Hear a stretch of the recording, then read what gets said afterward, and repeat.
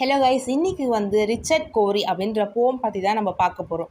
So Richard கோரி யார் எழுதுனா அப்படின்னா E.A. ராபின்சன். நான் எப்பயுமே சொல்கிற மாதிரி நீங்கள் 5 மார்க் 6 மார்க் 10 மார்க் எது எழுதாலுமே ஆத்தர் இன்ட்ரோவை நீங்கள் எழுதுங்க. நான் அந்த பேராகிராஃபெல்லாம் எழுதணும்னு சொல்ல, ஜஸ்ட் ஒரு 3 லைன்ஸ் எழுதணுமே கரெக்டாக எழுதணும் அப்படின்னா கரெக்ட் பண்ணுறவங்களுக்கு ஓகே அவங்க கொஞ்சம் படிச்சிருக்காங்க அப்படின்ற ஒரு கிளாரிட்டி கிடைக்கும். ஸோ நான் ஆத்தர் இன்ட்ரோ சொல்கிறேன், நோட் பண்ணிக்கோங்க. So E.A. ராபின்சன் பார்த்தீங்கன்னா அமெரிக்கன் போயட் அண்ட் பிளேரைட். ஓகேங்களா?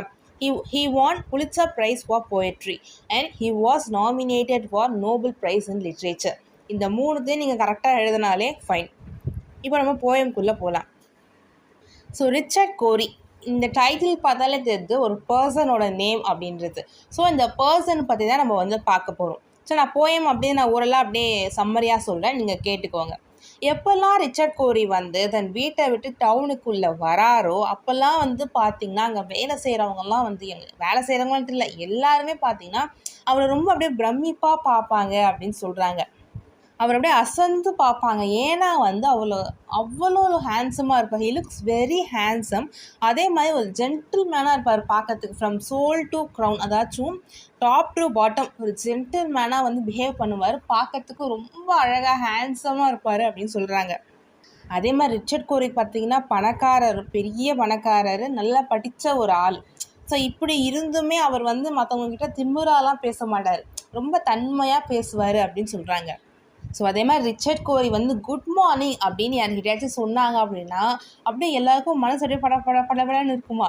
எப்பவுமே நம்மளோட ஃபேவரட் பர்சன் ஜஸ்ட் ஒரு வேர்ட் பேசினாலே அப்படியே அப்படியே புல்லரிக்கும் பார்த்திங்களா, அந்த மாதிரி தான் இருக்கும். அப்படியே மனசு பட நடச்சிக்கும் அப்படின்னு சொல்கிறாங்க. அதே மாதிரி ரிச்சர்ட் கோரி ஜஸ்ட் நடந்தாருன்னு வச்சுக்கோங்களேன், ஜஸ்ட் அவர் ஒரு வாக் போகிறார் அப்படின்னா தகன்னு வென்னுவார். அப்படி இருப்பார் ரிச்சர்ட் கோரி. அப்போ எவ்வளோ அப்படியே வர்ணிக்கிறாங்க பாருங்கள். ஸோ இப்போ போமில் நம்ம ரிச்சர்ட் கோரியோட ரிச்னஸை பற்றி சொல்கிறாங்க. அவர் ரிச்சு தான். எஸ், ரிச்சர் தேன் கிங்.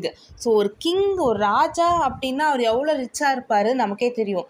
ஸோ ராஜாவை விட ரிச் இவர், அந்த மாதிரி சொல்கிறாங்க. நெக்ஸ்ட் இவரோட எஜுகேஷன் பற்றி சொல்கிறாங்க. ஹி வாஸ் வெல் எஜுகேட்டட் அப்படின்றாங்க. ஸோ இவரை பார்த்தா எல்லாருக்கும் என்ன தோணுமாச்சா, நம்ம ரிச்சர்ட் கோரியா இருந்தால் எவ்வளோ நல்லாயிருக்கும் அப்படின்னு அங்கே வேலை செய்கிற மக்களுக்கெல்லாம் தோணுமா. ஸோ அதுக்கப்புறம் அந்த போமில் கடைசி 4 லைன்ஸில் 2 லைன்ஸ் பார்த்தீங்கன்னா ஃபஸ்ட்டு 2 லைன்ஸ் இந்த வேலை செய்கிறவங்கள பற்றி சொல்லுவாங்க. ரிச்சர்ட் கோரி இவ்வளோ ரிச்சாக இப்படிலாம் இருக்கார்.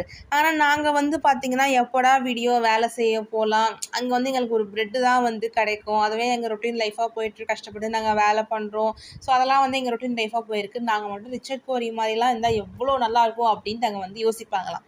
ஸோ கடைசி 2 லைனு என்னென்னா, ரிச்சர்ட் கோரி ஒன் காம் சம்மர் நைட், ஒரு காம் சம்மர் நைட் ரிச்சர்ட் கோரி என்ன பண்ணுறாரு அப்படின்னா went home and put a bullet through her head. அதாச்சும் வீட்டுக்குள்ளே போகிறாரு, put a bullet through his head, அதாச்சும் கன் எடுத்து அவர் தலையில் ஷூட் பண்ணி செத்துடுறாரு. ஓகேங்களா? நமக்கெலாம் தோணும், என்னடா எப்படிலாம் நான் வர்ணிச்சிட்டு இந்த ரிச்சர்ட் கோரி எதுக்கு இவர் சாகணும். எஜுகேட்டட் மேன், கிங்கை விட ரிச்சர், பார்க்கவும் செம்ம ஹேண்ட்ஸமாக இருப்பார். எல்லாரும் அவரை மாதிரி இருக்கணும் ஆசைப்பட்றாங்க. ஆனால் அவர் ஏன் ஷூட் பண்ணி சாகணும் அப்படின்னு நமக்கு தோணுது இல்லைங்களா. அது ஏன் அப்படிலாம் கிடையாது. இங்கே ரிச்சர்ட் கோரிக்கு என்ன ஆச்சு அதை பற்றி பேசியிருக்க மாட்டாங்க, மற்றவங்களோட வியூவை பற்றி தான் பேசியிருப்பாங்க. இப்போ ஃபார் எக்ஸாம்பிள்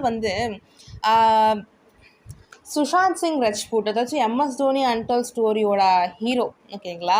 ஸோ அதுக்கு முன்னாடியும் அவர் பெரிய ஆக்டர் தான். இந்த படம் ஆக்ட் பண்ணதுக்கப்புறம் பார்த்திங்கன்னா ரொம்ப பெரிய நேம் அவங்களுக்கு, கரெக்டு தானே? ஸோ அப்படின்னு பார்த்தா அவங்க நல்லா படித்த ஆளாக தான் இருக்க முடியும், ரிச்சராக தான் இருக்க முடியும், பார்க்கவும் ஹேண்ட்ஸம் ஹி வாஸ். ஆனால் பார்த்திங்கன்னா நமக்கு ஒரு நாளைக்கு நியூஸ் வருது, இது மாதிரி அவங்க தூக்க போட்டு இறந்துட்டாங்க அப்படின்ட்டு. ஸோ நம்மளோட வியூ என்ன? இப்போது சுஷாந்த் சிங் ரஜ்பூட்னா நமக்கு வியூ என்ன, அவனுக்கு என்ன, அவங்களுக்கு என்ன, நிறைய ஃபேன் ஃபாலோவர்ஸ் இருக்குது, கணக்கில் ஃபாலோவர்ஸு இன்ஸ்டாவில். இப்போ எங்கே போனாலும் யாராவது செல்ஃபின்னு பெரிய ஒரு ரிச்சர், ஒரு நல்ல ஒரு லைஃப் தான் வாழ்ந்துட்டுருப்பாங்க அப்படின்னு நம்ம நினச்சிட்டு இருந்திருப்போம். ஆனால் நடந்தது என்ன, தூக்கு போட்டு இறந்துட்டாங்க. ஸோ இதில் என்னென்னா, ஒருத்தங்க நம்ம பார்த்துட்டு இவங்க ஹாப்பியாக இருக்காங்க நம்ம முடிவு பண்ணிக்க கூடாது. ஹாப்பின்னு இல்லை, இவங்களுக்கு என்னப்பா அப்படின்னு நினைக்கக்கூடாது. அதுதான் இந்த போயம் சொல்லும். ஸோ என்னதான் வந்து பணக்காரங்களாக இருந்தாலுமே அவங்களுக்கும் ஒரு கஷ்டம் இருக்கும். ஸோ எவ்வளோ பணம் இருந்தாலும் மனசில் நிம்மதி இருந்தால் தான் நம்ம நிம்மதியாக வாழ முடியுன்றது தான் ஃபேக்ட்டு. இப்போ வந்து எனக்கு தெரிஞ்சவங்க யாராச்சும் இருக்காங்க, ரொம்ப பணமாக இருக்காங்க, அவனுக்கு என்ன அவன் ஜாலியாக சுற்றின்னு இருப்பான் அப்படின்ட்டு நம்ம சொல்லிட்டு போக முடியாது. அவங்க கஷ்டம் அவங்களுக்கு தான். ஸோ இதுதான் வந்து அந்த போயம் வந்து ரொம்ப அழகாக சொல்லிட்டு இருப்பாங்க. இது வந்து எங்கள் கிளாஸில் வந்து எங்கள் மேம் இந்த போயம் எடுக்கும்போது நாங்களும் அப்படிதான் ரிச்சர்ட் கோரி அப்படியே நம்ம இமேஜினேஷனில் வந்து ஒரு ஆளை ஃபிக்ஸ் பண்ணிட்டு அந்த அளவுக்கு நான் வந்து அப்படியே ரொம்ப ரசித்து ஐயோ இவ்வளோ ஹேண்ட்ஸம் அப்படி இப்படி நான் வந்து இது பண்ணிகிட்ருக்கேன். கடைசியில் பார்த்தா அவன் இறந்துட்டாங்கன்னு சொல்லிட்டாங்க. என்னது அப்படின்ட்டு இது வந்து பிஏல வந்துச்சு, எனக்கு பிஏ இங்கிலீஷ் படிக்கும்போது வந்துச்சு. நான் இந்த போமை வந்து சுத்தமாக மறக்கவே மாட்டேன். எனக்கு ஃபேவரட் போயம் அப்படின்னா ஃபஸ்ட்டு ரிச்சர்ட் கோரி தான் நான் வந்து சொல்லுவேன்.